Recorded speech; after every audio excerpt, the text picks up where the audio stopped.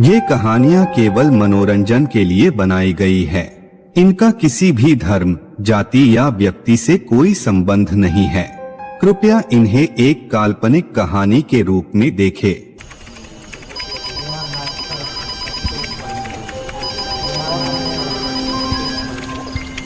Hello sir जी। हाँ, मैंने वो सारी फाइल्स कंप्लीट कर दी है। बस अभी शट डाउन करके निकल ही रहा हूँ। ठीक है, थैंक यू सर। सुनिल एक प्राइवेट कंपनी में साधारण सी नौकरी करता है, जिसके लिए उसे अक्सर लेट नाइट काम करना पड़ता था। दरअसल ये कहानी एक ऐसे व्यक्ति की है जो अपने परिवार का पेट भरने के लिए हर दिन जिंदगी से एक नई जंग लड़ता था। अपनी छोटी सी तनख्वाह से सुनील अपने बीवी, बच्चों और बीमार माँ की दवाइयों का खर्चा पूरा नहीं कर पाता था। धीरे धीरे उसके ऊपर कर्ज का बोझ बढ़ता गया। आए दिन कर्जदार पैसे लेने सुनील के घर आते और पैसे ना मिलने पर उसे खरी खोटी सुनाया करते थे।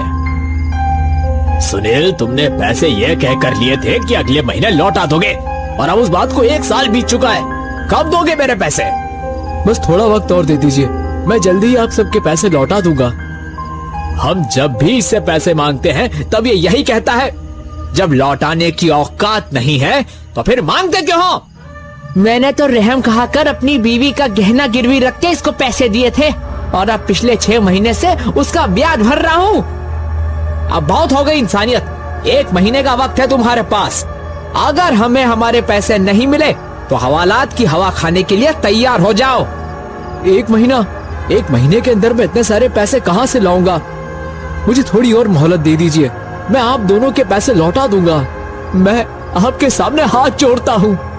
अब रोने धोने का कोई फायदा नहीं है। तुम्हारे इन आंसुओं का स्वाद हम पहले ही चख चुके हैं।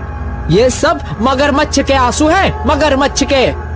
चोरी करो या किसी का खून, हमें 1 महीने के अंदर पैसे चाहिए, और अगर पैसे नहीं मिले तो अंजाम बहुत बुरा होगा।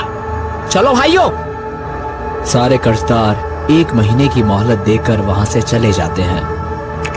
इस तनाव के बाद सुनील ओवरटाइम ड्यूटी करना शुरू कर देता है, लेकिन उससे भी कुछ खास फायदा नहीं हो पाता। सुनील के दिमाग में बार बार सिर्फ एक ही सवाल घूम रहा था, अब सिर्फ 15 दिन ही बचे हैं, इतनी जल्दी इतने सारे पैसे कहां से लाऊं? सुनील ने हर तरह की कोशिश की, लेकिन कहीं से भी उसे उम्मीद की एक भी किरण नजर नहीं आई। उधार के पैसे लौटाना अब उसके बस की बात नहीं थी। अंत में उसने सोच लिया कि अब उसके पास सिर्फ एक ही रास्ता बचा है, वो खुद को खत्म करने का मन बना लेता है।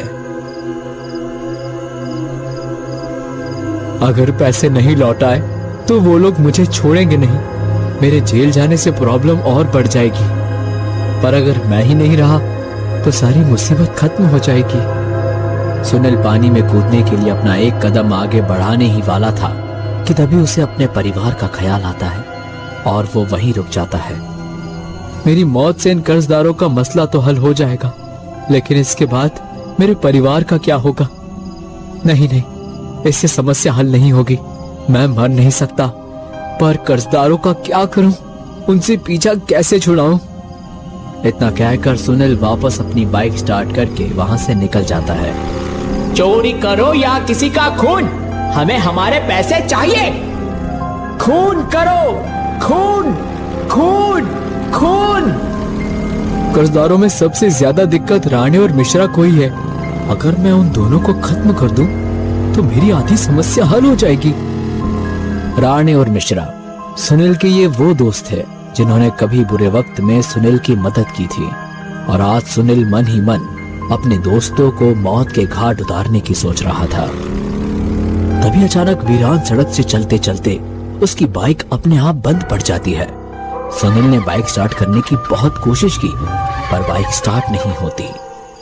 शिट यार, इसको भी अभी खराब होना था। कुछ देर और कोशिश करने के बाद सुनील ने थक हार कर अपनी बाइक वहीं छोड़ दी और आगे चल पड़ा। उसने सोचा, कोई गाड़ी या ट्रक मिल गया तो उससे मदद की उम्मीद की जा सकती है। पर तभी उसकी नजर एक पुराने वीरान बस स्टॉप पर पड़ी। सुनील वहां जाकर खड़ा हो गया, इस उम्मीद में कि शायद कोई बस मिल जाए। कुछ ही देर बाद दूर से एक बस आती हुई दिखाई दी। बस देखकर सुनील की खुशी का ठिकाना नहीं रहा, लेकिन जैसे ही बस पास आई उसका दिल तेज धड़कने लगा। उस बस के टूटे फूटे शीशे और पुरानी फटी सीट बस की हालत बयां कर रहे थे। पूरी बस से एक अजीब सी बू आ रही थी। सुनील के बस में चढ़ते ही बैल की आवाज गूंज उठी। फिर बस धीरे धीरे चल पड़ी। इसके बाद कंडक्टर ने सख्त आवाज में सुनील को टिकट के लिए पूछा, कहाँ जाना है? गाजियाबाद। 2 रुपया। 2 रुपये सुनकर सुनील को आश्चर्य होता है। क्या 2 रुपये? इतना कम किराया कैसे? सुनील की बात पर कंडक्टर ने कोई जवाब नहीं दिया। सुनील ने अपनी जेब से 2 रुपए का सिक्का निकाला और कंडक्टर को दे दिया। उस कंडक्टर ने सुनील को एक फटा पुराना सा टिकट दिया जो दिखने में बेहद गंदा लग रहा था। ये क्या है? ये तो पूरी तरह खराब हो चुका है। कंडक्टर ने सुनील की बात का कोई जवाब नहीं दिया और अपनी सीट के पास जाकर खड़ा हो गया। सुनील को यह बात बहुत अजीब लगी। उसने देखा कि बस के अंदर यात्रियों के लिए कुछ जरूरी सूचनाएं लिखी हुई थी, जिसमें लिखा था, अगर कोई अनजान स्टॉप दिखे तो उतरने की कोशिश ना करें, वरना यह आपका आखिरी सफर हो सकता है। वहीं दूसरी तरफ लिखा हुआ था कि इस बस में छुट्टे पैसे देना अनिवार्य है, नहीं तो कीमत कुछ और चुकानी पड़ेगी। ये पढ़ते ही सुनील के शरीर में एक अजीब सी ठंडक दौड़ गई। अचानक उसने अपने पैरों पर कुछ रेंगता हुआ महसूस किया। उसने धीरे से नजर झुकाकर जैसे ही नीचे देखा तो उसने घबराकर तुरंत अपना पैर झटका। अचानक ये कीड़े कहां से आने लगे? हिम्मत करके जब उसने सीट के नीचे झांक कर देखा तो खून से लथपथ सड़े गले हुए से इंसान का हाथ दिखाई दिया, जिसे कीड़े नोच नोच कर खा रहे थे। डर के मारे सुनील की चीख निकल जाती है और कंडक्टर उसकी ओर आने लगता है। आप ठीक तो हैं? यहाँ लाश है। मैंने अभी अभी सीट के नीचे किसी इंसान का हाथ देखा। मैं भी चेक करता हूँ। अरे साहब, यहाँ तो कुछ भी नहीं है। कहीं आप मुझे डराने की कोशिश तो नहीं कर रहे? मैं सच कह रहा हूँ, वो हाथ पूरी तरह से सड़ा हुआ था। उसमें लगे कीड़े मेरे पैर पर रेंग रहे थे। जरूर आपने कोई सपना देखा होगा। अक्सर रात के सफर में लोगों की आंख लग जाती है। सुनील ने भी सोचा कि शायद उसकी आंख लग गई होगी और ये उसका सिर्फ एक वहम होगा। पसीने से तरबतर हो चुका सुनील जैसे तैसे अपने डर को दबाकर चुपचाप अपनी सीट पर वापस बैठ जाता है।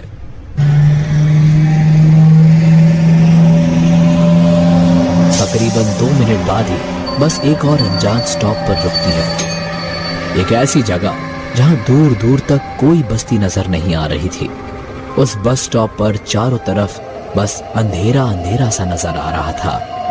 तभी एक आदमी हाथ में सूटकेस लिए बस में चढ़ जाता है। उस आदमी को देखकर सुनील को थोड़ी राहत मिलती है, क्योंकि वो अब इस अजीब बस में अकेला नहीं था। लेकिन ये सुकून बस कुछ ही पल का था। इससे पहले कि सुनील उस आदमी से कुछ कह पाता, कंडक्टर उस आदमी के पास आकर खड़ा हो गया। कहाँ जाना है? गाजियाबाद। 2 रुपये। 2 रुपये सुनकर वो पैसेंजर भी चौंक जाता है। पैसेंजर 10 रुपए का नोट निकालकर कंडक्टर के हाथ में थमा देता है। 2 रुपये छुट्टे दो। 2 रुपये के छुट्टे नहीं है मेरे पास। आप एक काम कीजिए, बचे हुए पैसे आप रख लीजिए। मैंने कहा छुट्टे पैसे दो। अरे भाई, कहा ना छुट्टे पैसे नहीं है मेरे पास। उस पैसेंजर के इतना कहते ही कंडक्टर का चेहरा एकदम भयानक दिखने लगा और आंखें लाल सुर्ख हो गई। कंडक्टर ने बस रोकने के लिए रस्सी खींचकर बैल बजाई और बस एक ब्रिज पर रुक गई। कंडक्टर ने उस पैसेंजर को घसीटते हुए बस के बाहर निकाला और जमीन पर उठाकर पटक दिया।